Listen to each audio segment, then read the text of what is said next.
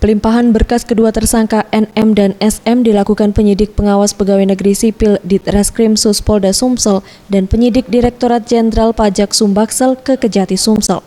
Pelimpahan kedua tersangka ini dilakukan setelah Dirjen Pajak menduga adanya dugaan kerugian negara yang ditimbulkan oleh tersangka NM sebesar Rp576 juta. Kemudian tersangka SM menyebabkan kerugian negara senilai Rp188 juta.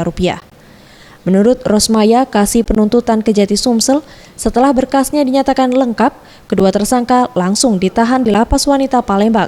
Keduanya dikenakan pasal 36 ayat 1 huruf I junto pasal 39A Undang-Undang Nomor 6 Tahun 1983 dengan ancaman hukuman 6 tahun penjara.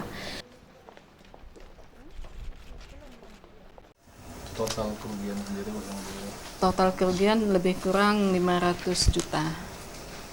Dua tersangka ini sendiri Bu dikenakan pasal 39 ayat 1 huruf I junto pasal 43 ayat 1 Undang-Undang Nomor 6 Tahun 83 sebagaimana telah dirubah dengan Undang-Undang Nomor 16 Tahun 2009 tentang Ketentuan Umum dan Tata Cara Perpajakan.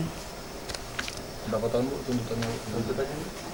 Ancaman minimal 6 bulan, maksimal 6 tahun.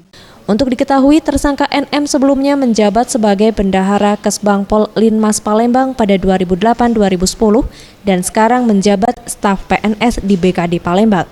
Sementara tersangka SM sebagai PNS di Setda Palembang. Keduanya melakukan tindak pidana korupsi dengan tidak menyetorkan uang pajak tender PPH pengadaan di Kesbangpol Linmas Kota Palembang tahun 2008-2009 ke KPP Pratama Palembang Ilir Barat serta membuat setoran pajak yang tidak sah dan tidak berdasarkan sebenarnya.